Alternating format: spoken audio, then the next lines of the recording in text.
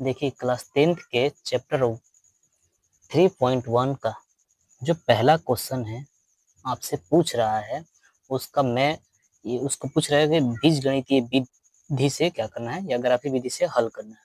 देखिए पहला क्वेश्चन पूछ रहा है, आप लोग एनसीईआरटी के बुक में मिला लीजिएगा। पहला क्वेश्चन है, आफ्ताब अपनी पुत्री से कहता है 7 वर्ष पूर्व मैं तुमसे 7 गुनी आयु का था, ठीक है।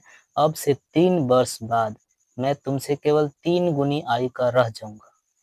इसको क्या करना है, हल करना है बीजगणितीय विधि से या ग्राफीय से।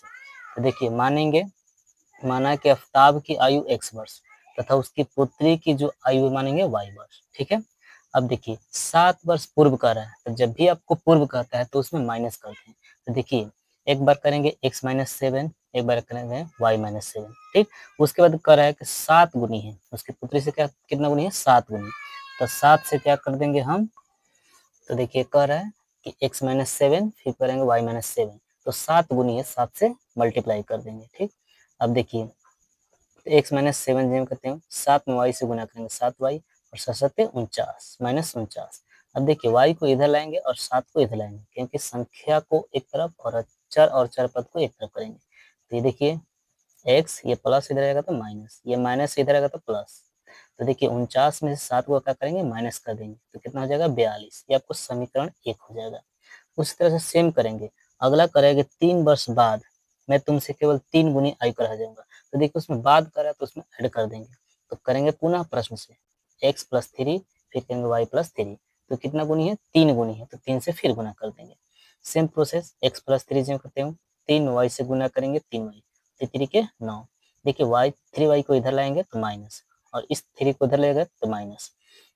x माइनस 3y बराबर 9 माइनस 3 हो जाएगा, तो घट के कितना हो जाएगा आपको x माइनस 3y बराबर 6। समीकरण कितना हो जाएगा आपका 2। तो देखिए आपको समीकरण ही पूछ रहा है। तो देखिए पहला समीकरण आपका ये हो गया और दूसरा समीकरण आपका, पहला समीकरण ये और दूसरा समीकरण आपका ये हो जाएगा, ठीक। अगर इसको आप हल करना चाहेंगे तो आपको हल कर सकते हैं किस विधि से, विलोपन विधि से या प्रतिस्थापन विधि से, लेकिन इसमें ग्राफी विधि से करा है, लेकिन मैं आपको हल करके बताता हूँ। अगर आपको हल करना है तो कर सकते हैं, नहीं तो आपको परीक्षा में क्वेश्चन में आप यही पूछ रहा है, ठीक। तो देखिए लेंगे समीकरण 1 तथा समीकरण 2 से, तो x माइनस 7y बराबर है माइनस 42, समीकरण 1 है। x माइनस 3y बराबर 6, समीकरण 2 है। अब देखिए अगर हमको विलोपन से बनाना है तो किसी एक को बराबर करना पड़ेगा, तो हम y को बराबर कर देते हैं, ठीक। तो देखिए इसमें कर देंगे 3 से गुना और इसमें कर देंगे 7 से गुना, क्योंकि जब भी आपको बराबर करना है तो नीचे वाला कर दीजिए ऊपर में गुना और ऊपर वाला नीचे, सबसे आसान विधि है। ये भी 21 हो जाएगा और ये भी 21 हो जाएगा। देखिए समीकरण 1 में 3 से, तो समीकरण 2 में 7 से गुना करने पर तो देखिए हो जाएगा, इसमें 1 में क्या 3 से तो 3x और 17 के 21 और 42 दिया कितना हो जाएगा आपको 126 हो जाएगा। समीकरण अब कितना हो जाएगा, आपको 1 लिख सकते हैं, चाहे 3 4 लिख सकते हैं। अब देखेंगे इसमें हम करेंगे कितना 7 से, 7x 17 के 21 और 7 42। अब देखिए यहाँ पर प्लस है तो कर देंगे माइनस, यहाँ भी माइनस है तो प्लस कर देंगे और यहाँ प्लस है तो माइनस। अब लिखेंगे समीकरण 1 तथा 2 को घटाने पर लिखेंगे तो चिन्ह को चेंज कर देंगे, प्लस होगा तो माइनस और माइनस होगा तो प्लस लिखेंगे। देखिए 21 और 21 कट जाएगा और ये कितना हो गया, 7 में से 3 घटेगा माइनस 4x, ये कितना हो जाएगा ऐड हो जाएगा तो माइनस 168। तो देखिए माइनस से माइनस कट जाएगा और 4 से कटेगा 168, कितना बनेगा 42 बनेगा। तो x का मान आ गया कितना 42। अब x का मान समीकरण 1 में रखिए, 2 में रखिए, 3 में रखिए, 4 में रखिए, आपका आंसर आ जाएगा। या तो इसमें रखिए, इसमें रखिए, न तो इसमें, न तो इसमें, आपका आंसर आ जाएगा। देखिए x का मान समीकरण 2 में रखने पर, चाहे 1 में रखने पर, आप किसी को भी रख सकते हैं। तो x माइनस 3y बराबर 6, समीकरण 2 है। अब देखिए तो इसको रखेंगे x जगह कितना 42, तो 42 माइनस 3y इक्वल टू 6। तो देखिए 42 प्लस में उधर जाएगा तो माइनस हो जाएगा, तो 3y देखिए 42 में 6 घटेगा तो माइनस 36 और 3 से 36 कितना बार में कटेगा आपको 12 बार में। तो x का मान आ गया कितना आपको 12, तो x का ही मान आ गया और y का ही मान आ गया, ठीक। ये सॉरी यहाँ पर क्या हो जाएगा आपको y के मान हो जाएगा, ठीक है। यहाँ पर आपको y लिख सकते हैं, आप यहाँ पर y लिखेंगे, ठीक है। y का मान कितना हो जाएगा आपको 12। अगला देखिए दूसरा क्वेश्चन क्या कर रहा है, क्रिकेट टीम के एक कोच ने 3900 में 3 बल्ले 6 गेंद खरीदे, फिर उसने बाद में 1 बल्ले और 2 गेंद खरीदे 1300 रुपए में। तो इस स्थिति को बीजगणितीय ग्राफी में हल करना है। तो सेम प्रोसेस करेंगे, मानना है कि बल्ले x तथा गेंद क्या है y। तो देखिए x प्लस वाई बराबर कितना 39 लिखेंगे, तो कितना गेंद का रहा है 3, तो 3 से गुना कर देंगे, और बल कितना का है 6, तो 6 से गुना करेंगे, 3x plus 6y is equal to 39। समीकरण 1 हो जाएगा। पुनः प्रश्न से अगला पढ़ेंगे। फिर कह रहा है कि बाद में उसने एक और बल्ला और 2 गेंद खरीदा। तो देखिए x प्लस वाई बराबर कितना लिखेंगे 1300 में खरीदा।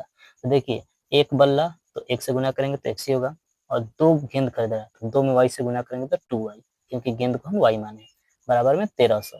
तो देखिए इसको आपको ग्राफी विधि से हल कर सकते हैं, ग्राफी विधि से इसको हल कर सकते हैं। तो ये बीजगणितीय विधि से आपको हल हो गया। अब आपको ग्राफी विधि से हल करेंगे तो ये बन जाएगा। तो देखिए तीसरा क्वेश्चन कह रहा है 2 KG save 2 KG save 1 KG अंगूर की कीमत आपको 160 रुपए है।